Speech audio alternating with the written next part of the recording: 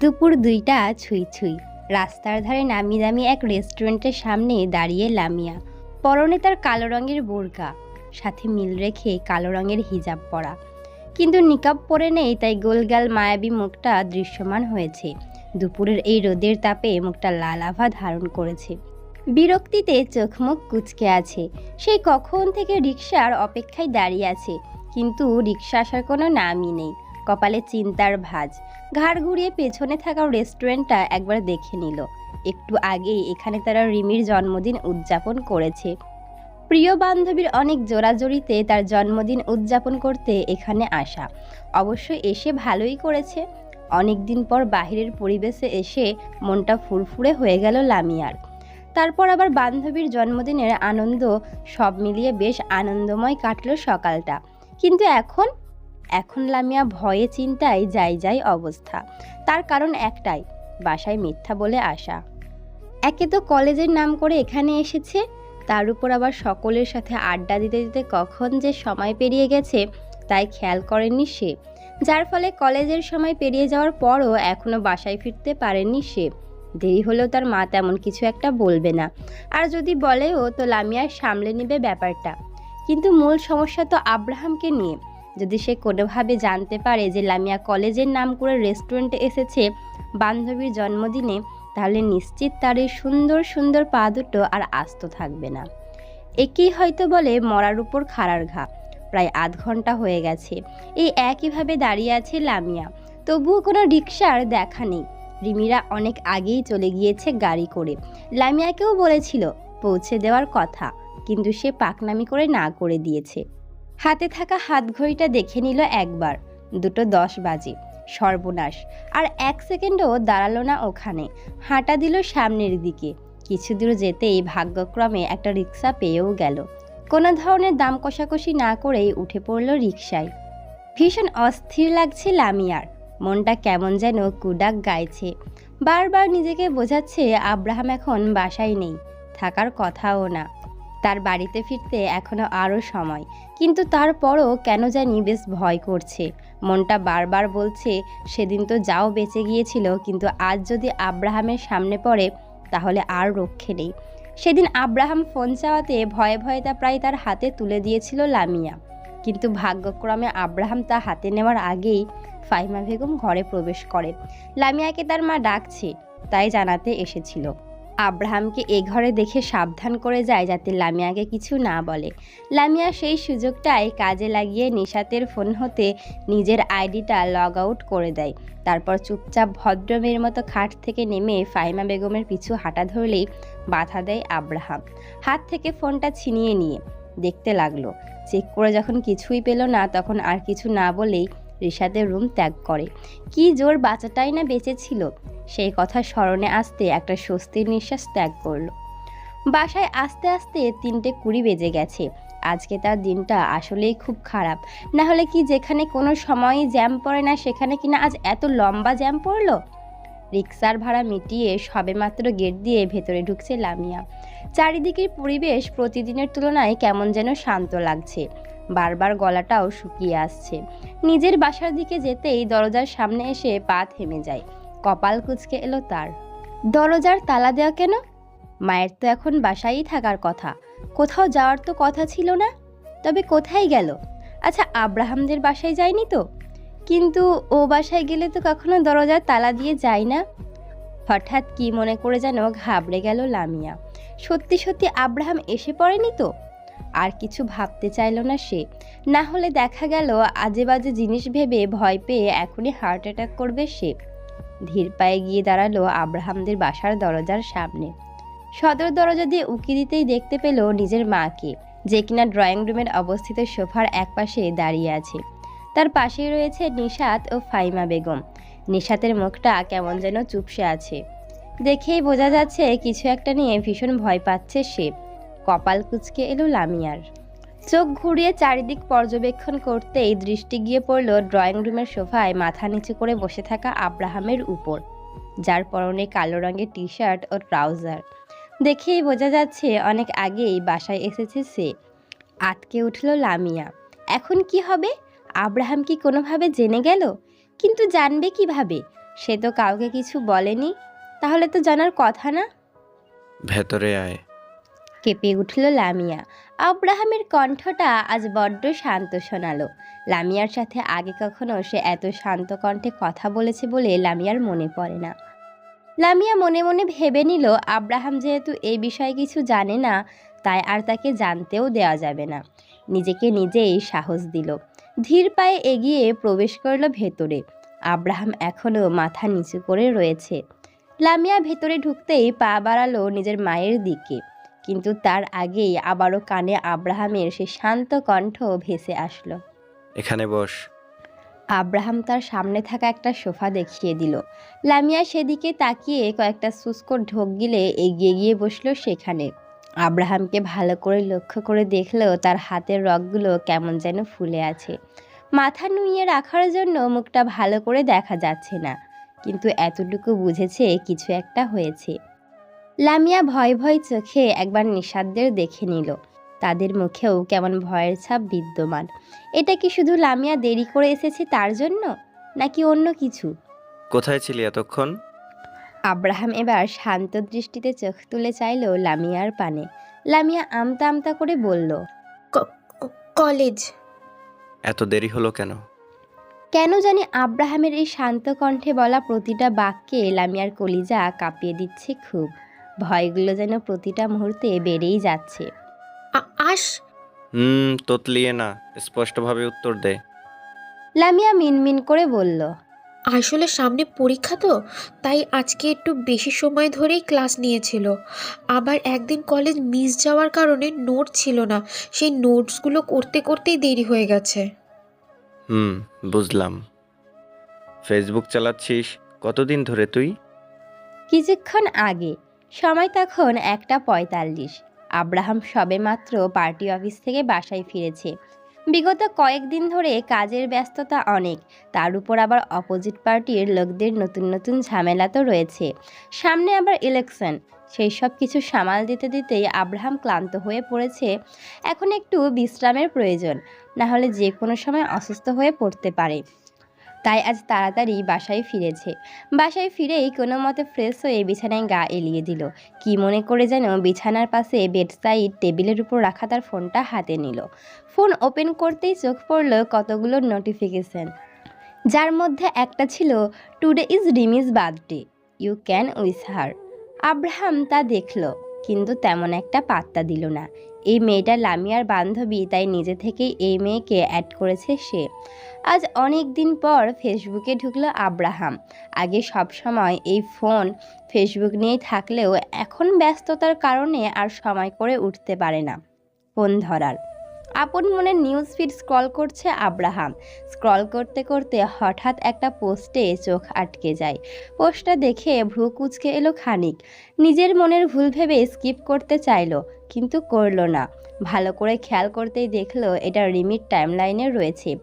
তড়িৎ গতিতে উঠে বসে ফোনের স্ক্রিনে আরও গাঢ়ভাবে মনোযোগ দিল। হ্যাঁ, এটাই তো লামিয়া, তার মনের ভুল নয়। তাহলে আব্রাহাম 100% শিওর যে এটাই লামিয়া। আব্রাহাম তার লামিয়াকে চিনতে পারবে না তো কখনো হতেই পারে না। ফোনের স্ক্রিনটা জুম করলো।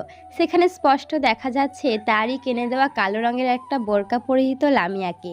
মেকআপ না পরার কারণে ফর্সা উজ্জ্বল মুখটা দৃশ্যমান রয়েছে। লামিয়া ও রিমি সহ সেখানে আরও দুজন মেয়ে রয়েছে।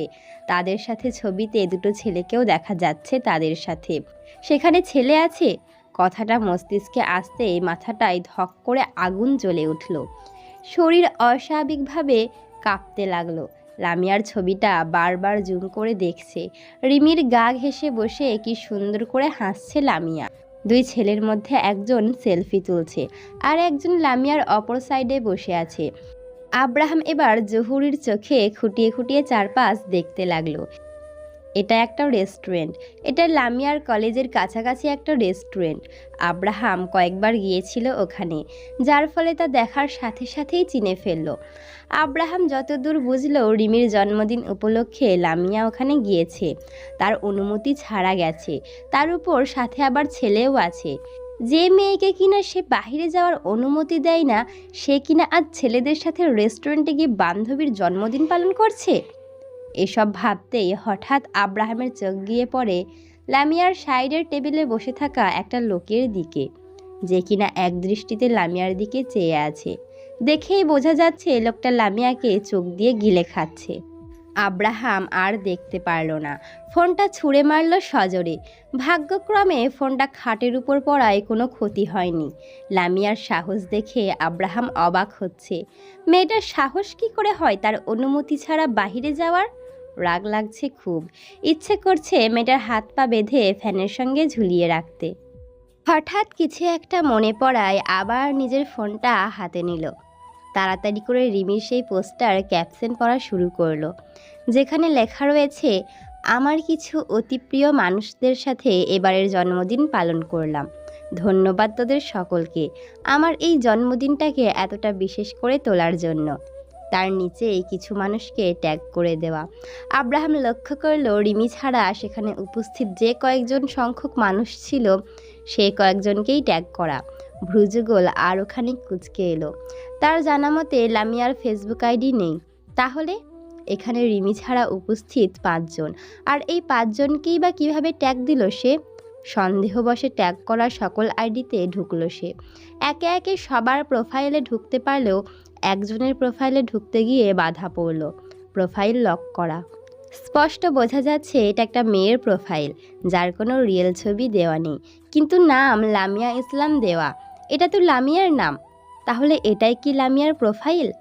সন্দেহ গাঢ় হতে লাগলো আব্রাহামের। সাথে সাথে ওইখান থেকে বের হয়ে নিশাতের প্রোফাইলে ঢুকলো। কোনো কিছু না ভেবে তার ফ্রেন্ড লিস্ট চেক করতে লাগলো। কিছুক্ষণ খোঁজাখুঁজির পর রিমির ট্যাগ করা আইডিটা পেয়েও গেল। সন্দেহ এবার বাস্তবে রূপান্তরিত হচ্ছে যেন। আর 1 সেকেন্ডও সময় অতিবাহিত না করে লাফ দিয়ে খাট থেকে নেমে হুঙ্কার দিয়ে উঠল। নিশাত! বোনের এ ঘরে আসার অপেক্ষা না করেই ধূপধাপ শব্দ তুলে এগিয়ে গেল নিশাতের ঘরের উদ্দেশ্যে। ভাইয়ের চিৎকার করে তাকে ডাক দেওয়ার আওয়াজ কর্ণপাত হতেই কেঁপে উঠল নিশাত। হঠাৎ কি এমন হলো যে ভাই এভাবে হুঙ্কার দিয়ে তার খোঁজ করছে? বুঝল না নিশাত, কিন্তু এতটুকু ঠিকই বুঝেছে যে আজ কিছু একটা হবে এ বাড়িতে। ভয় ভয় নিয়ে আব্রাহামের রুমে যাওয়ার জন্য উদ্যত হতেই দেখল আব্রাহাম হন্তদন্ত হয়ে তার রুমে ঢুকছে। ফোন কই তোর? আব্রাহামের চোখ মুখ ভীষণ পরিমাণ লাল হয়ে আছে। বিশাল দেহটা থরথর করে কাঁপছে। হাত দুটো মুষ্টিবদ্ধ করা, কপালের রগ ফুলে রয়েছে। নিশাতের বুঝতে আর বেশি বেগ পেতে হলো না যে তার ভাই আজ ভীষণ রেগে আছে। শুষ্ক ঢোক গিলল নিশাত। ততক্ষণে আব্রাহামের এমন রাগী কণ্ঠস্বর শুনে ফাহিমা বেগম ও রহিমা নিচে থেকে ছুটে এসেছে। আব্রাহাম এবার ধমকে উঠল। ফোন কই? কেঁপে উঠল নিশাত সহ ফাহিমা বেগমের সাথে থাকা রহিমাও। নিশাত কাপা কাপা হাতে নিজের তর্জনী তুলে খাটের উপরে রাখা তার ফোনটা দেখিয়ে দিল। সেদিকে তাকিয়ে আব্রাহাম সাথে সাথে ফোনটা হাতে তুলে নিল। ফেসবুক ওপেন করে লগ আউট অপশনে যেতেই লামিয়ার অ্যাকাউন্টটা চোখে পড়ল। তার মানে সে যা ভেবেছিল তাই হয়েছে। এটাই লামিয়ার ফেসবুক অ্যাকাউন্ট। ফোনটা নিশাতের সামনে ধরে বলল, কে খুলে দিয়েছে এটা ওকে? সেদিন তাড়াহুড়োতে আইডি লগ আউট করলেও নিশাতের ফোন থেকে ডিলিট না করায় তা এখনও সুইচ ইওর অ্যাকাউন্ট অপশনে রয়ে গেছে। নিশাতেরও একবারের জন্য খেয়াল আসেনি এই বিষয়টা, যার দরুন লামিয়ার অজান্তেই তার ফেসবুক অ্যাকাউন্ট এখন আব্রাহামের সামনে দৃশ্যমান। নিশাত বুঝে গেল যে আজ লামিয়ার উপর দিয়ে অনেক বড় একটা ঝড় বইতে চলেছে। নিশাত নিজের সর্বোচ্চ দিয়ে লামিয়ার বিষয়টা আড়াল করার চেষ্টা চালালো। ভাইয়া, এটা তো আমার। নিজের বাকি কথাটুকু বলার আগে গিলে ফেলল নিশাত। ভাইয়ের অগ্নিদৃষ্টি তার দিকেই নিবদ্ধ। সে দৃষ্টি যেন তাকে বলছে নিশাত যাতে কোনো প্রকার মিথ্যা কথা উচ্চারণ করার চেষ্টাও না করে। আব্রাহাম সবটা জেনে গেছে, তা বুঝল নিশাত। তাই মিথ্যে বলে আর কোনো লাভ হবে না। কাপা কাপা কণ্ঠে অপরাধীর ন্যায় বলল নিশাত, আমি খুলে দিয়েছিলাম, ও অনেক দিন ধরেই বলছিল তাই। আব্রাহাম এবার ফোনটা নিজের দিকে ঘোরালো। ফোনের স্ক্রিনে দৃষ্টি রেখেই গম্ভীর কণ্ঠে বলল, লামিয়া কোথায়? ভয়ে কারো গলা দিয়ে টু শব্দটিও হলো না। তা দেখে আব্রাহাম আবারও আগের ন্যায় হুঙ্কার দিয়ে উঠল। লামিয়া কোথায়? এবার রহিমা এগিয়ে এসে ভয় ভয় কণ্ঠে বলল, ও তো কলেজে গিয়েছে, এখনো ফেরেনি। কেন, কি হয়েছে? ও কি না বুঝে কোনো ভুল করে ফেলেছে? কোনো জবাব দিল না আব্রাহাম। একদিনে লামিয়ার এতগুলো কাণ্ড জানার পর রাগ তার সপ্তম পর্বে চলে গেছে। এখন শুধু লামিয়া আসার অপেক্ষায়। বর্তমান লামিয়ার অবস্থা এখন বেগতিক। গলা দিয়ে যেন আওয়াজ বের হওয়া বন্ধ হয়ে গেছে। চোখ ঘুরিয়ে মায়ের দিকে তাকালো। রহিমার চোখে এখন ভয়ের বদলে কৌতূহল বাসা বেঁধেছে। সে হয়তো বুঝে উঠতে পারছে না আব্রাহাম কিসের কথা বলছে। লামিয়ার গলাটা বেশ শুষ্ক শুষ্ক লাগছে এখন। হয়তো এক গ্লাস পানি পান করতে পারলে ভালো হতো। আব্রাহাম যেন লামিয়ার মনের কথা মুখ ফুটে বলার আগেই বুঝে গেল। লামিয়ার দিকে দৃষ্টি স্থির রেখেই নিশাতকে উদ্দেশ্য করে বলল, নিশাত, এক গ্লাস পানি নিয়ে আয় তো।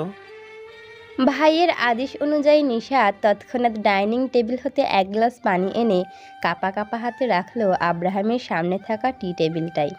তা দেখে আব্রাহাম কপাল কুঁচকে নিশাতের দিকে চেয়ে বলল, মিনাস কি সব ভুলে গিয়েছিস? দিন দিন বেয়াদব হয়ে যাচ্ছিস তুই। এখন সর সামনে থেকে। নিশাত আর দাঁড়ালো না সেখানে। আগের জায়গায় এসে মায়ের গা ঘেঁষে দাঁড়ালো। ফিসফিসিয়ে বলল, মা, ভাইয়ার এই নিস্তব্ধতা আমার ভালো ঠেকছে না। না জানি কি করে বসে।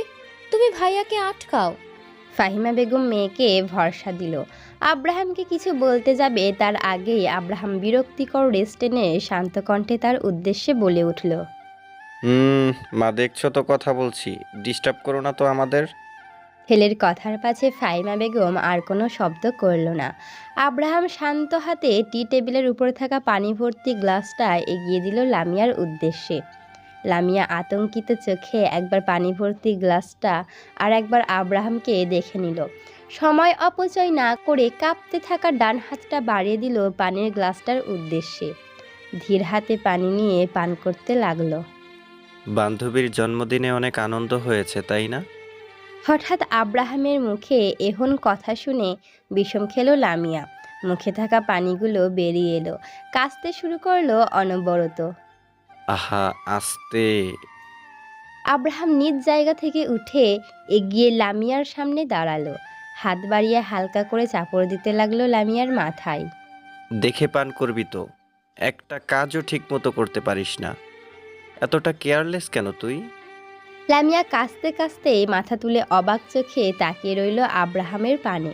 হঠাৎ করে মাথায় চাপড় দেওয়া থামিয়ে দিল আব্রাহাম। কণ্ঠে গম্ভীরতা টেনে বলে উঠল, কেন গেলি লামিয়া? চমকে উঠল লামিয়া, সাথে ভয়ও বাড়ল। আব্রাহামের এই ক্ষণে ক্ষণে পরিবর্তনটা ঠিক হজম করতে পারছে না। মাথার উপর রাখা আব্রাহামের হাতটা আস্তে করে নেমে এলো লামিয়ার ডান পাশের গালটায়। আলতো হাতে আগলে ধরল গালটা। আমাকে না জানিয়ে কেন গেলি বাহিরে? তোর কি একবারের জন্যেও কলিজা কাঁপলো না? আমি যদি জানতে পারি তাহলে তোর কি হাল হতে পারে একবারও মাথায় আসেনি এ কথা। আমি যে কি কি করতে পারি জানা ছিল না তোর? তারপরেও কেন গেলি? লামিয়া নিরুত্তর। কি করবে এখন সে? আব্রাহাম তো সব জেনে গেছে। এখন কি হবে? নিজের ভাগ্যকে ধিক্কার জানালো সে। কি ভাগ্য তার! জীবনে একবার সাহস দেখিয়ে আব্রাহামের চোখে ফাঁকি দেওয়ার চেষ্টা করেছিল, তাও এত বাজেভাবে ফেঁসে গেল। ভয়ে কান্নারা কেমন যেন দলা পাকিয়ে আসছে বারবার। চেষ্টা চালালো তা আটকে রাখার, কিন্তু অবাধ্য কান্নাগুলোকে আটকে রাখা গেল না। চোখের কার্নিশ বেয়ে এক ফোঁটা জল গড়িয়ে পড়ল। তা দেখা মাত্রই লামিয়ার গালে রাখা আব্রাহামের হাতটা শক্ত হয়ে এলো। সরিয়ে ফেললো তা লামিয়ার গাল থেকে। তারপর হঠাৎ ঠাস করে একটা শব্দ তুলে সজোরে থাপ্পড় মারলো লামিয়ার নরম গালে। জ্বরের প্রকোপ এতই ছিল যে লামিয়ার ছোট্ট শরীরটা টাল সামলাতে না পেরে সোফায় উপুর হয়ে পড়ল। ভয়ে ব্যথায় ফুপিয়ে উঠল তৎক্ষণাৎ। আব্রাহামের মধ্যে এখন আর আগের মতো শান্ত ভাবটা নেই। কেমন যেন হিংস্রতা প্রকাশ পাচ্ছে তার মধ্যে। রাগে থরথর করে কাঁপছে। আব্রাহাম! লামিয়াকে থাপ্পড় খেতে দেখে এগিয়ে আসতে চাইল ফাহিমা বেগম। আব্রাহামকে থামানোর উদ্দেশ্যে কিছু বলতে যাবে, তার আগেই আব্রাহাম তার দিকে অগ্নি চোখে চেয়ে খেপা বাঘের ন্যায় গর্জে উঠল। খবরদার, এক পাও কেউ এদিকে বাড়াবে তো একে আজ আমি খুন করে তারপর ছাড়বো। সামনে এগোনোর আর সাহস করল না কেউ। ফাইমা বেগম হতে দৃষ্টি সরিয়ে ফের লামিয়ার দিকে চাইল আব্রাহাম। সোফায় উপর হয়ে পড়ে থাকা লামিয়ার এক বাহু হ্যাচকা টান দিয়ে দাঁড় করালো। এক করাঘাত সামাল দেওয়ার আগেই আরও একটা থাপ্পড় এসে পড়ল লামিয়ার গালে। এবারও পড়ে যেতে নিল, কিন্তু তার আগেই আব্রাহাম তার বাহু ধরে ফেলল। এক হাতে বাহু ও অন্য হাতে শক্ত করে চেপে ধরল লামিয়ার চোয়াল। হিসহিসিয়ে বলে উঠল, খুব উড়তে শিখেছিস তাই না? ডানা গজিয়েছে তাই তো?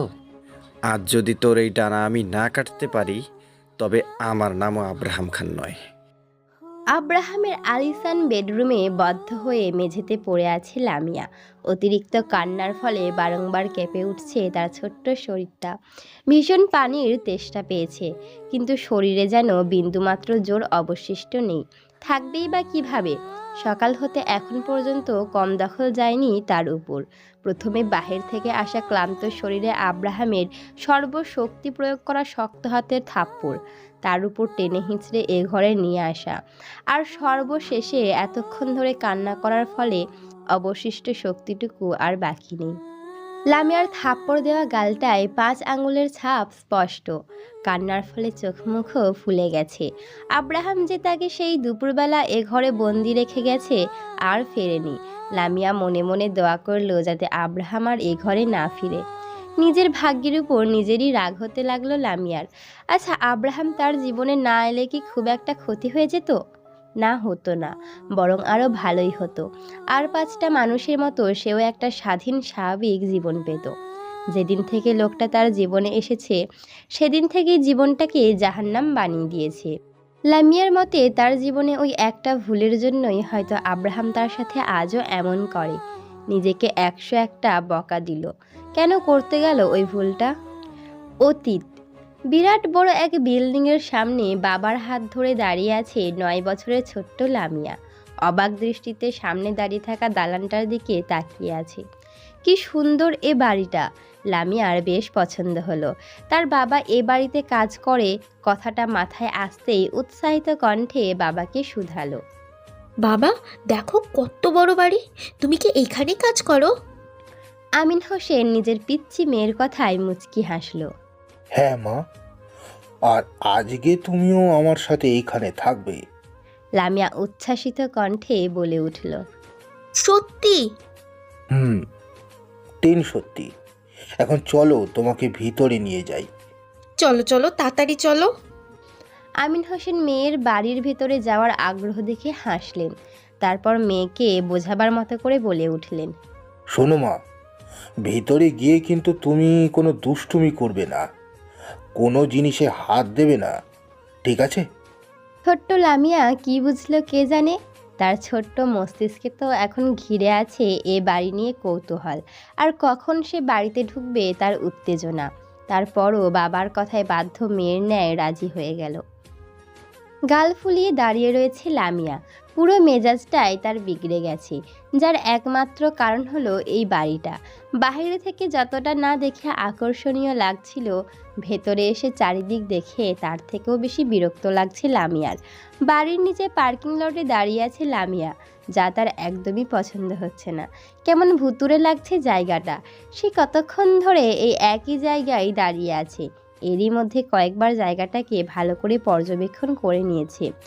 যেখানে 2টো গাড়ি ও একটা কালো রঙের বাইক ব্যতীত কোনো জনমানবের চিহ্নও নেই।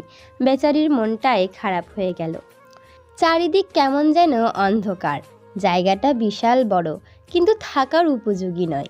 ঘাড় ঘুরিয়ে বাবাকে দেখে নিল, যে কিনা মাত্র নিজের পোশাক বদলে সিকিউরিটি গার্ডের পোশাক পরছে। সেখানে উপস্থিত অন্য একজন লোকের সাথে কী নিয়ে যেন আলোচনা করছে আমিন হোসেন। লামিয়া সেদিকে তাকাতেই ইশারায় মেয়েকে কাছে ডাকলো। লামিয়া সেখানে যেতেই আমিন হোসেন পরিচয় করে দিল শাফি চাচার সাথে। লামিয়ার বেশ লাগলো লোকটাকে। কেমন প্রতিটা কথায় তাকে আম্মু আম্মু বলে সম্বোধন করছে, এটা ওটা জিজ্ঞেস করছে, আবার মাঝে সাঝে তার সাথে হাসি ঠাট্টাও করছে। কথার এক পর্যায়ে শাফির উদ্দেশ্যে বলে উঠলেন আমিন হোসেন, আচ্ছা ভাই, আপনি বসেন, আমি লামিয়াকে ম্যাডামের সাথে দেখা করিয়ে নিয়ে আসি। আমিন হোসেনের কথায় শাফিও হাসি মুখে তাকে সম্মতি দিল। সাফির কাছ হতে বিদায় নিয়ে আমিন হোসেন লামিয়াকে নিয়ে পাশে থাকা একটা সিঁড়ি দিয়ে উপরে ওঠার জন্য অগ্রসর হচ্ছে। সব কিছু খেয়াল করলেও এই সিঁড়িটা মাত্র চোখে পড়ল লামিয়ার।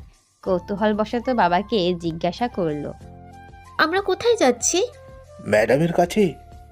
ম্যাডাম কে? এ বাড়ির মালিক। ও আচ্ছা বাবা, শুনো, হুম। আমি শুনেছি বড় মানুষেরা নাকি অনেক রাগী হয়, তাহলে উনিও কি রাগী? লামিয়ার বাচ্চা সুলভ কথা শুনে হাসল আমিন হোসেন। না মা, উনি খুব ভালো মানুষ, তোমাকে অনেক আদর করবে দেখো। কিন্তু হ্যাঁ, তুমি কিন্তু ওনাকে একদম জ্বালাবে না। আর আমি কি কি বলেছিলাম মনে আছে তো? লামিয়া বাবার কথায় ঝটপট উপর নিচে মাথা নাড়িয়ে বোঝালো যে হ্যাঁ মনে আছে। একতলা সিঁড়ি বাইতেই লামিয়ার চোখ আটকে যায় বিশাল বড় একটা দরজার দিকে। কত বড় দরজা! লামিয়া অবাক চোখে কৌতূহল নিয়ে তাকিয়ে আছে সেদিকে। দরজার সামনে গিয়ে আমিন হোসেন কলিং বেল চাপতেই কিছুক্ষণের মধ্যেই এক হাস্য উজ্জ্বল ভদ্রমহিলা দরজা খুলে দিল। আমিন হোসেন সৌজন্যমূলক একটা হাসি দিয়ে ভদ্রমহিলাকে ম্যাডাম বলে সম্বোধন করে সালাম জানালো। তিনিও নিজের মুখে লেগে থাকা হাসিটা আরও একটু প্রসারিত করে আমিন হোসেনের সালামের উত্তর দিল। ভেতরে ঢুকলো লামিয়া। হঠাৎ করে নতুন মুখ দেখে কিছুটা ঘাবড়ে গেল বুঝি।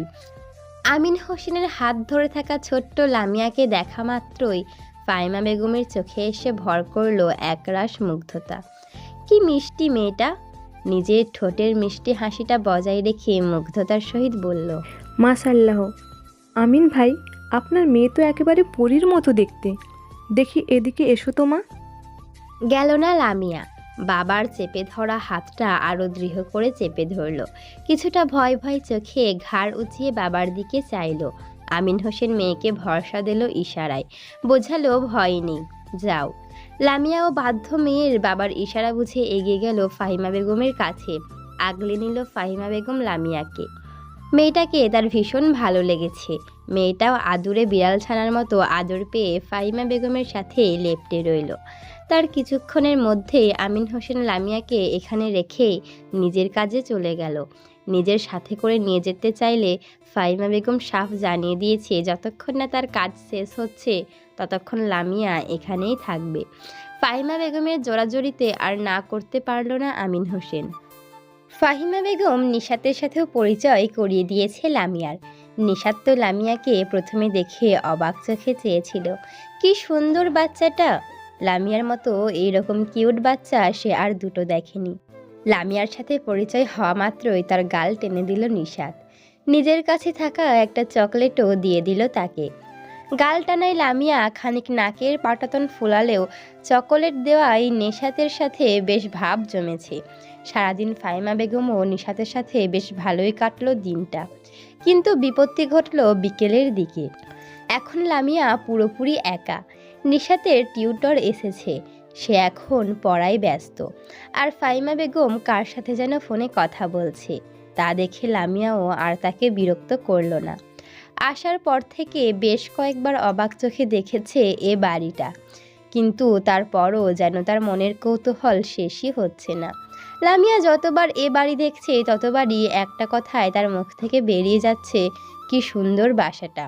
দরজা দিয়ে ভেতরে প্রবেশ করতেই প্রথমে চোখে পড়বে বিশাল বড় এক ড্রয়িং রুম। তার পাশেই ডাইনিং স্পেস, যার সাথে সংযুক্ত রয়েছে কিচেন রুম। ড্রয়িং রুমের এক কোণা দিয়ে বেয়ে উঠেছে সিঁড়ি। উপরের দিকটায় নিশাতের ঘরসহ আরও 4টে ঘর রয়েছে। যেমন এ বাড়ির গঠন ঠিক তেমনই রয়েছে আধুনিক সব আসবাবপত্র।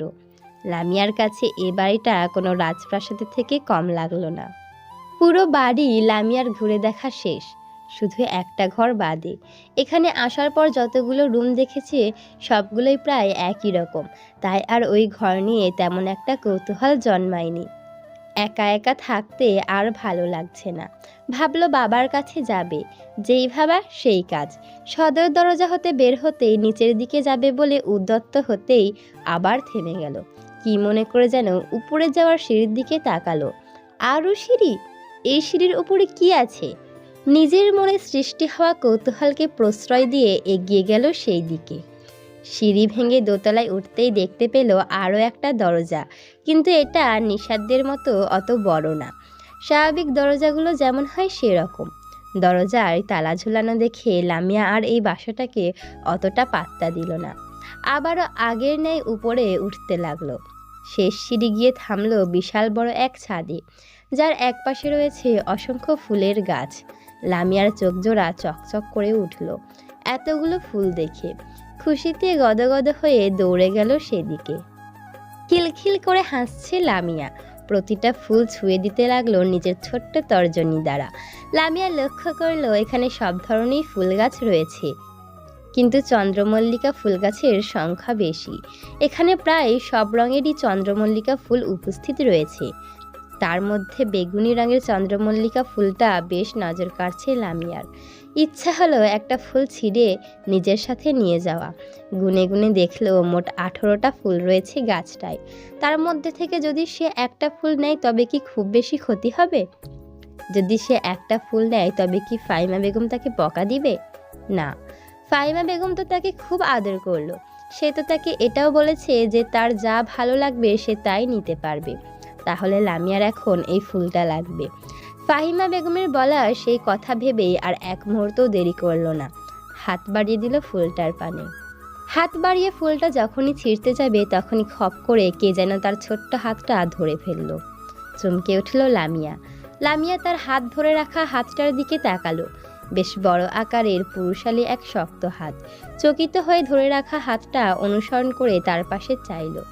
চোখে পড়ল কালো টি শার্ট পরিহিত একটা সুগঠিত পেট। ঘাড় উঁচু করে হাতের মালিকের মুখ দেখার চেষ্টা করলো। সাথে সাথে দেখতে পেল ফর্সা বর্ণের লম্বা করে একজন যুবককে, যে কিনা কপাল কুঁচকে সন্দিহান দৃষ্টিতে তার দিকেই তাকিয়ে আছে। লামিয়ার ভয় লাগলো। তাকে দেখে শুষ্ক ঢোক গিলল। সন্দিহানভাবে গম্ভীর কণ্ঠে বলে উঠল আব্রাহাম। এই পিচ্ছি, কে তুমি? আব্রাহামের গম্ভীর কণ্ঠ কর্ণগোচর হতেই ঘাবড়ে গেল ছোট্ট লামিয়া। চোখে মুখে বাসা বাঁধল ভয়েরা। আতঙ্কিত চোখে চেয়ে রইল আব্রাহামের পানে। লোকটাকে দেখে তার কাছে কেমন জানি রূপকথার দানবের মতো লাগছে, যে তার বিশাল দেহ নিয়ে নিজের কালো খয়েরি চোখ দুটো রাঙিয়ে কেমন করে যেন চেয়ে আছে তার দিকে। মনে হচ্ছে এখনই তাকে ধরে আস্ত খেয়ে ফেলবে। আচ্ছা, এই লোকটা আবার সত্যি সত্যি কোনো দানব নয় তো? ভয় লাগলো বেশ। অতিরিক্ত ভয়ের দরুন একটু একটু করে অশ্রুকণা এসে জমা হচ্ছে লামিয়ার চোখের কোণে। বিশাল সুঠাম দেহের অধিকারী আব্রাহাম তখনও লামিয়ার দিকে তাকিয়ে। বাচ্চা মেয়েটির কাছে থেকে নিজের করা প্রশ্নের উত্তর না পেয়ে মেজাজ আরও বিগড়ে গেল তার। লামিয়ার ধরে রাখা হাতটা আরও শক্ত করে চেপে ধরল। তারপর আচমকাই টান দিয়ে ফুল গাছগুলোর কাছ হতে সরিয়ে আনলো। নিজের সামনে দাঁড় করিয়ে ধমকে উঠল। উত্তর দিচ্ছে না কেন? কথা বলতে পারো না তুমি? কেঁপে উঠল লামিয়া। ভয়ে হু হু করে কান্না করে উঠল তৎক্ষণাৎ। তার সেই কান্না দেখেও একটু দয়া হলো না নির্দয় লোকটার। উল্টো কান্না করায় আরও ধমক খেতে হয়েছিল লামিয়াকে। সেদিন ফাহিমা বেগম তাকে খুঁজতে খুঁজতে ছাদে আসার পরই নিস্তার পায় আব্রাহামের হাত থেকে। পরে জানতে পারে যে ওই লোকটা এ বাড়ির একমাত্র ছেলে, নাম আব্রাহাম খান। অপরিচিত আব্রাহামের তার প্রতি এত রাগের একমাত্র কারণ ছিল ওই চন্দ্রমল্লিকা ফুল। লামিয়ার একমাত্র ভুল ছিল আব্রাহামের পছন্দের ফুলে হাত দেওয়ার চেষ্টা করা। আব্রাহামের সাথে প্রথম দেখার কথা ভাবতেই ফোঁস করে শ্বাস ত্যাগ করল লামিয়া। খট করে শব্দ তুলে দরজাটা খুলে গেল হঠাৎ। হয়তো আব্রাহাম এসেছে কথাটা ভাবতেই নিজের ক্লান্ত শরীরটাকে আরও একটু গুটিয়ে নিল। ভয় ভয় চোখেই দরজার দিকে দৃষ্টি স্থির রাখল। কেউ একজন ভেতরে প্রবেশ করছে। ভালো করে দেখলো ভেতরে প্রবেশ করা আগন্তুক আব্রাহাম না। আব্রাহামের বদলে ফাহিমা বেগমকে দেখা মাত্রই ডুকরে উঠল লামিয়া। ফাহিমা বেগম এগিয়ে এসে নিজের বুকের মাঝে আগলে নিল লামিয়াকে। লামিয়ার মাথায় হাত বুলিয়ে দিয়ে বলল, তুই কেন কাউকে না জানিয়ে এরকমটা করতে গেলি? তুই জানতিস না যে আব্রাহাম কেমন? তাও কেন করতে গেলি? যদি তোর কিছু হয়ে যেত তখন আমরা কি করতাম? একবারও ভেবে দেখেছিস? ফাহিমা বেগমের আদুরে কণ্ঠ শুনে আরও একটু গলে গেল লামিয়া। ফুপিয়ে ফুপিয়ে বলার চেষ্টা করলো, বড় মা, বিশ্বাস করো আমি যেতে চাইনি। রিমি অনেক জোরাজোরি করছিল তাই। যাওয়াটা ভুল না সোনামা, না বলে যাওয়াটা ভুল হয়েছে তোর। তুই আর কাউকে না জানালেও আমাকে বলতে পারতিস দেখতিস আমি আব্রাহামকে ঠিকই রাজি করিয়ে নিতাম। লামিয়া কিছু বলল না, না বলে কান্না করতে রইল ফাহিমা বেগমের বাহুডোরে। গলাটা তার প্রচুর শুষ্ক হয়ে রয়েছে, একটু পানির প্রয়োজন। কান্না করতে করতে অস্পষ্ট স্বরে বলল, পানি খাবো। ফাহিমা বেগম লামিয়ার পানির তেষ্টা পেয়েছে বুঝতে পেরে অস্থির দৃষ্টিতে চারিদিক চোখ বোলালো পানির খোঁজে। আব্রাহামের বেডসাইড টেবিলের উপর একটা পানির বোতল পেয়েও গেল। তড়িঘড়ি করে পানির বোতলটা নিয়ে লামিয়ার সামনে ধরতেই তা তৎক্ষণাৎ খালি করে ফেলল লামিয়া। ফাহিমা বেগমের মায়া হলো ভীষণ। বুঝলো মেয়েটার খুব তৃষ্ণা পেয়েছিল, পাবেই বা না কেন, সেই দুপুর হতে এখনো পর্যন্ত অভুক্ত। ইস, মেয়েটার নিশ্চয়ই খুব খিদেও পেয়েছে। পানি খাইয়ে লামিয়ার চোখের পানি মুছে দিতে দিতে বলল, হয়েছে, আর কান্না করতে হবে না। আব্রাহাম আর কিছু বলবে না তোকে। আমি ওকে বুঝিয়ে দিয়েছি, অনেক কষ্ট করে বুঝিয়েছি ওকে, তাই দ্বিতীয়বার যাতে এরকমটা না ঘটে বলে দিলাম। ফাহিমা বেগমের কথায় কান্নারত অবস্থায় লামিয়া নিজের মাথাটা একটু ডান দিকে হেলিয়ে হ্যাঁ বোঝালো। এখন চলো, আম্মু নিচে অপেক্ষা করছে। আর কান্না করে না মা, চলো। সেই ঘটনার পর কেটে গেছে আজ 2 সপ্তাহ। আজ 2 সপ্তাহ ধরে লামিয়ার কলেজ পুরোপুরি বন্ধ। সেদিন অনেক কষ্টে ফাহিমা বেগম আব্রাহামকে বুঝিয়েছিলেন, কিন্তু ফাহিমা বেগমের সব কথা মানলেও মানেনি লামিয়ার কলেজ যাওয়ার বিষয়টি। কলেজে যাওয়া পুরোপুরি বন্ধ হয়ে গেলেও পরীক্ষা দিতে যাওয়ার অনুমতি দিল শুধু। পড়তে হলে বাসায় নিশাত আছে, সে সাহায্য করবে, কিন্তু তারপরও লামিয়াকে আর কোনোভাবেই বাইরে যাওয়ার অনুমতি দিবে না সে। সেদিন যে শুধু লামিয়ার একার জীবনের পরিবর্তন হয়েছে এমনটা নয়, নিশাতেরও জীবনে অনেক কিছু পরিবর্তন ঘটেছে। লামিয়া তার ফোন দিয়ে ফেসবুক চালানো শিখেছে, সেই কথা ভেবে নিশাতের ফোন নিয়ে নেওয়া হয়েছে। রাগের মাথায় নিশাতের বিয়ে দেওয়ার সিদ্ধান্ত নিয়েছে আব্রাহাম, আর আজ সেই সিদ্ধান্ত বাস্তবায়ন করার জন্য নিশাতকে দেখতে আসবে। এক প্রকার বোনের উপর রাগ এবং জেদের কারণেই এই সিদ্ধান্ত নিয়েছে আব্রাহাম, তাই নিশাতের কোনো প্রকার মতামত নেওয়ার প্রয়োজন বোধ করেনি। ফাহিমা বেগম ছেলেকে কম বোঝাবার চেষ্টা করেনি, কিন্তু আব্রাহাম তার সিদ্ধান্তে অটল, যার ফল হিসাবে আজই নিশাতকে দেখতে আসা হবে। নিজের রুমের ড্রেসিং টেবিলের সামনে শাড়ি পরিহিত অবস্থায় বসে আছে নিশাত। মেয়েটার মুখটা কেমন যেন শুষ্ক শুষ্ক লাগছে, চোখ মুখ ফুলে আছে, দেখেই বোঝা যাচ্ছে বিয়ে না করার জন্য কম কান্নাকাটি করেনি সে। যারা দেখতে আসবে তাদের সামনেও যেতে চায়নি নিশাত, কিন্তু শুধুমাত্র ভাইয়ের ভয়ে বাধ্য হয়ে তৈরি হতে বসেছে। অনেক জোরাজুরির পর কোনো মতে শাড়িটা গায়ে জড়ানোর জন্য রাজি হয়েছে। এর বেশি আর কোনো প্রকার সাজসজ্জা করবে না বলে সাফ মানা করে দিয়েছে। খাটের উপর বসে এক মনে নিশাতের মুখের দিকে তাকিয়ে আছে লামিয়া। নিজের ভেতরে কেমন যেন অপরাধবোধ কাজ করছে। আজ তার জন্যই নিশাতের এই অবস্থা। সে যদি নিশাতকে ফেসবুক খুলে দেওয়ার জন্য জোর না করত, তাহলে হয়তো আজ এমনটা হতো না। খাট থেকে নেমে এগিয়ে এলো নিশাতের কাছে, হাঁটু গেড়ে বসলো তার সামনে। নিশাতের হাত দুটো ধরে ভাসা ভাসা চোখে বলে উঠল, আমাকে ক্ষমা করে দিও আপু, আমার জন্যই আজ তোমার সাথে এরকমটা হচ্ছে। নিশাত তাকিয়ে রইল লামিয়ার মুখ পানে। মেয়েটা কোনো সদ্য ফোটা ফুল হতে কম নয়, যেমন দেখতে ঠিক তেমনই তার চরিত্র। তা না হলে কিভাবে তার ভাই মেয়েটার প্রতি হাজারটা অন্যায় করা সত্ত্বেও সব মুখ বুজে সহ্য করছে। নিজের ডান হাতটা বাড়িয়ে দিল লামিয়ার গালে, আগলে নিল লামিয়ার নরম গালটা, তারপর চোখে পানি থাকা অবস্থায়ও হাসার চেষ্টা চালালো। বলল, তুই কেন সরি বলছিস? এখানে তো তোর কোনো দোষ নেই, এটা আমার ভাগ্যে ছিল তাই হচ্ছে। তুই শুধু শুধু নিজেকে অপরাধী ভাবা বন্ধ কর। লামিয়ার চোখের পানি এখনো টলমলো করছে। নিশাতকে ওর জন্য সবকিছু বিসর্জন দিতে হচ্ছে। কথাটা ভাবতে ভীষণ কান্না পাচ্ছে। বাচ্চাদের মতো করে বলে উঠল লামিয়া। তুমি যেও না আপু ওনাদের সামনে।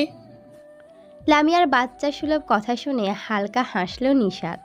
যেতে হবে লামিয়া, না হলে যে ভাই আবার রাগ করবে। আর এমনিতেও তো একদিন না একদিন বিয়ে করতেই হবে, তা আজ করি বা কাল একই কথা। তাহলে নাহিদ ভাইয়ের কি হবে আপু? চুপসে গেল নিশাত। নিজের মনের গহীনে থাকা পুরুষকে কি সে কখনোই নিজের জীবনসঙ্গী হিসাবে পাবে না? এত বছরে জমিয়ে রাখা সুপ্ত অনুভূতিগুলো কি শুধুই হৃদয়েই থেকে যাবে? ছোটবেলা থেকে যাকে নিয়ে সংসার করার স্বপ্ন দেখেছে, সেই স্বপ্ন কি শুধুই স্বপ্ন হয়ে থেকে যাবে? কথাগুলো মাথায় আসতেই হু হু করে কেঁদে উঠল। মনে হচ্ছে যেন কেউ কলিজাটা বের করে অনবরত কোপ দিচ্ছে। লামিয়া জড়িয়ে ধরল নিশাদকে, সান্ত্বনা দেওয়ার চেষ্টা করলো, কিন্তু সান্ত্বনা দেওয়ার কোনো ভাষাই খুঁজে পেল না। রাগ লাগলো বেশ আব্রাহামের প্রতি। ওই পাষণ্ড নির্দয় লোকটা নিজের বোনের থেকেও রাগ আর জেদকে বেশি প্রাধান্য দিচ্ছে। একবারও বোনের কথা ভাবল না। সোফায় ছেলেপক্ষের সামনে হাত মুষ্টিবদ্ধ করে বসে আছে আব্রাহাম। পাত্রপক্ষের প্রতিটা বাক্য তার বুকে তীরের মতো বিঁধছে। চোয়াল শক্ত হয়ে আসছে ক্ষণে ক্ষণে। অনেক কষ্টে পরিবারের সম্মানের কথা ভেবে নিজেকে নিয়ন্ত্রণ করে রেখেছে। কিয়ৎক্ষণ আগে যখন নিশাদকে ডাকায় লামিয়া নিশাদকে নিয়ে তাদের সামনে হাজির হয়, পাত্রপক্ষের লোক নিশাদকে দেখলেও পাত্রের কামুক দৃষ্টি ছিল লামিয়ার উপর। আব্রাহামের চোখ এড়ালো না বিষয়টা। সাথে সাথেই লামিয়াকে ইশারা করে ভেতরে যেতে বলল। লামিয়াও বাধ্য মেয়ের ন্যায় সেখান হতে চলে গেছে। কিন্তু বিপত্তি ঘটে তখন, যখন নিশাদকে আংটি পরাতে গেলে ছেলে তা থামিয়ে দিয়ে মায়ের কানে কানে কিছু বলে। স্বাভাবিকভাবে লামিয়া নিশাতের থেকে বেশি সুন্দরী হওয়ায় ছেলের লামিয়াকে পছন্দ হয়েছে। ছেলের মা তা জানার পরে ছেলের ইচ্ছে পূরণ করার উদ্দেশ্যে আংটি পরানো থামিয়ে দিয়ে একটু মুচকি হেসে নিশাদকে উদ্দেশ্য করে বলে, মা, তুমি এখন ভিতরে যাও, আমার তোমার মা ভাইয়ের সাথে কিছু কথা আছে। ফাহিমা বেগমের কপাল কুঁচকে এলো। আংটি বদলের মতো এমন একটা গুরুত্বপূর্ণ সময়ে মেয়েকে ভেতরে পাঠিয়ে দিচ্ছে, বিষয়টা বোধগম্য হলো না ফাহিমা বেগমের। কিন্তু আব্রাহাম অত্যন্ত বুদ্ধিমান ব্যক্তি, নিজের সেই বুদ্ধিমত্তা দ্বারা কিছু একটা আন্দাজ করতে পারলো হয়তো, বুঝতে পারলেও হয়তো এখন ছেলের মা কি বলবেন। প্রস্তুত করে নিল নিজেকে, যথাসম্ভব শান্ত থাকার চেষ্টা চালালো। তারপর ঠান্ডা মাথায় তাদের কথা শুনতে চাইল। ছেলের মায়ের আদেশ কর্ণগোচর হতেই ভাইয়ের দিকে তাকালো নিশাত। আব্রাহাম ইশারা করতেই যাওয়ার জন্য উদ্যত হলো।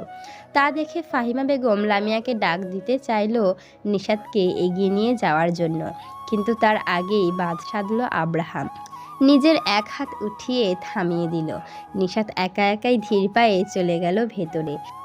তারপর গম্ভীর কণ্ঠে ছেলেপক্ষের উদ্দেশ্যে বলল আব্রাহাম, এবার বলুন কি বলতে চান। আব্রাহামের হঠাৎ কণ্ঠে পরিবর্তনে কিছুটা ভ্যাবাচাকা খেয়ে গেলেন ভদ্রমহিলা। তারপরও ছেলের আবদারের কথা ভেবে মুখে হাসি টেনে বলে উঠলেন, আসলে আমরা যা দেখলাম, নিশাত অত্যন্ত সুন্দর ও ভদ্র একটি মেয়ে, কিন্তু সত্যি বলতে আমাদের কাছে নিশাতের চেয়েও আপনার ছোট বোনকে মানে লামিয়াকে বেশি পছন্দ হয়েছে। ব্যাস হয়ে গেল কাজ। ফাহিমা বেগম চমকে উঠে আব্রাহামের দিকে চাইল। আব্রাহামের ভাবমূর্তি বোঝা যাচ্ছে না, আগের ন্যায় শান্ত হয়ে বসে আছে। ফাহিমা বেগমের কাছে আব্রাহামের এই নিস্তব্ধতা ভালো ঠেকছে না। একে লামিয়াকে আব্রাহামের বোন ভাবছে, আর দ্বিতীয়ত তার কাছেই লামিয়ার হাত চাইছে। পরিস্থিতি বেগতিক, যে কোনো সময় আব্রাহাম ক্ষেপে উঠতে পারে। তার আগেই এই মহিলাকে থামাতে হবে। সেই উদ্দেশ্য নিয়ে কিছু বলতে যাবেন ফাহিমা বেগম, তার আগেই ভদ্রমহিলা আবার বলে উঠলেন, আবার এটা আবদার বা অনুরোধ যাই ভাববেন, আমি নিশাতের বদলে লামিয়াকে আমার ছেলের জন্য নিতে চাচ্ছি। তাই আপনার কাছে লামিয়ার হাত চাই, দয়া করে আমাকে ফিরিয়ে দিবেন না। আপা, আপনি কি? নিজের বাকি কথা আর সম্পূর্ণ করতে পারল না ফাহিমা বেগম। তার আগে শটান হয়ে উঠে দাঁড়ালো আব্রাহাম। তড়িৎ বেগে এগিয়ে গেল দেখতে আসা ছেলেটির সামনে। নিজের এক হাত বাড়িয়ে চেপে ধরল ছেলেটির কলার। এক সেকেন্ডও সময় অপচয় না করে দাঁড় করালো তাকে। টানতে টানতে নিয়ে এগিয়ে গেল সদর দরজার দিকে।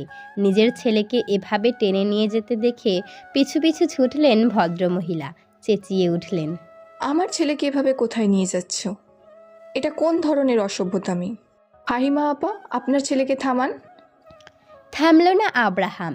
ছেলেটাকে সদর দরজার বাহিরে এনে এক প্রকার ছুঁড়ে ফেলল।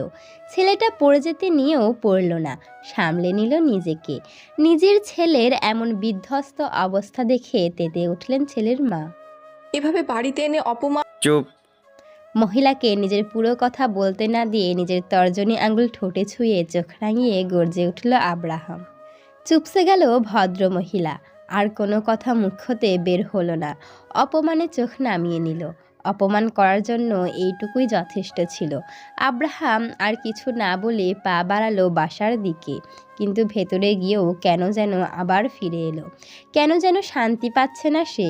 ফিরে এসে আবারও ছেলেটার কলার চেপে ধরলো, নিজের এক হাত মুষ্টিবদ্ধ করে নিজের সর্বশক্তি দিয়ে আঘাত করলো ছেলেটার নাক বরাবর।